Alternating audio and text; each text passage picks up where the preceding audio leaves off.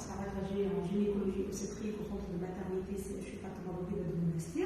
Je vais vous présenter donc une séance de simulation procédurale basse fidélité intitulée donc la manœuvre de l'OFSET et BRAC pour les présentations du siège, l'accouchement présentation du siège, destinée aux étudiants des CER2 et aux résidents en cours de formation en gynécologie obstétrique. Donc, la présentation du stage est une présentation éthique, mais il faut respecter certaines conditions pour accepter l'accouchement par voie basse en cas de présentation du siège. Et là, on parle d'une épreuve dynamique du siège. Quelles sont les conditions? Il faut avoir bien sûr un bon bassin osseux, donc il faut faire un bon bassin osseux, le promontoire non atteint, l'inominé non suivi. En cas de doute, si la question est par au travail, on peut demander une scalopladiométrie pour calculer l'indice de Madelin à partir le transverse médian et le PRP, périmètre promontoire-retropidien. Donc, il faut avoir la première condition d'un bon bassin osseux. Il faut avoir un utérus sain, c'est-à-dire un utérus non cicatrisé. Si on a une patiente qui a déjà accouché par césarienne et elle a maintenant une présentation du siège, là, c'est l'indication à la vapeur. Donc, il faut avoir un utérus sain. Il faut avoir aussi un bébé qui est hétrophique, le poids fœtal à accepter en cas de présentation du siège qui doit être strictement inférieur à 3,8 kg. Le BIP pariétal doit être strictement inférieur à 98. Donc, si toutes les conditions sont réunies, donc bien sûr, il faut vérifier aussi s'il n'a pas un bébé hypotrophe. Pourquoi? Parce que l'hypotrophie ou le poids fœtal inférieur à 2,5 kg, c'est une contre-indication à accepter l'accouchement par voie basse si on a une présentation du siège. Il faut avoir un poids fœtal estimé entre 3,8 kg et 2,5 kg.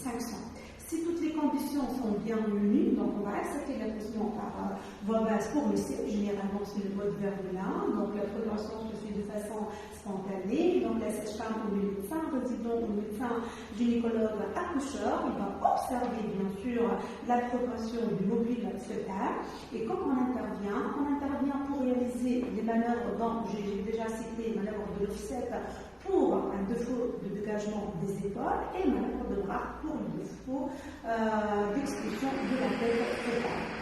Et bien, si on a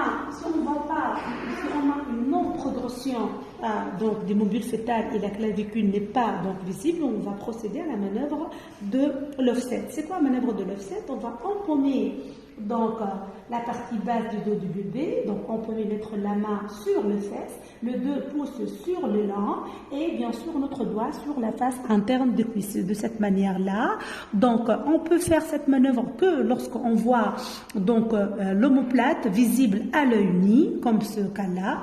Donc qu'est-ce qu'on va faire? On va donc tourner le bébé doucement bien sûr, de telle manière de faire venir l'épaule postérieure en antérieur, vous voyez ici, et donc, d'accord, un mouvement de rotation pour revenir l'épaule postérieure en antérieur, et donc on va faire une rotation de l'autre côté pour faire revenir l'épaule qui était en postérieur pour la faire venir en antérieur, et bien sûr, donc on complète là, les deux épaules sont bien engagées. Bien sûr, cette manœuvre se termine de façon obligatoire pratiquement par la manœuvre de Brach pour le dégagement de la tête dernière en cas de présentation de siège. C'est quoi la manœuvre de Brach? C'est le fait de mettre le dos du bébé, bien sûr, contre le ventre de la maman.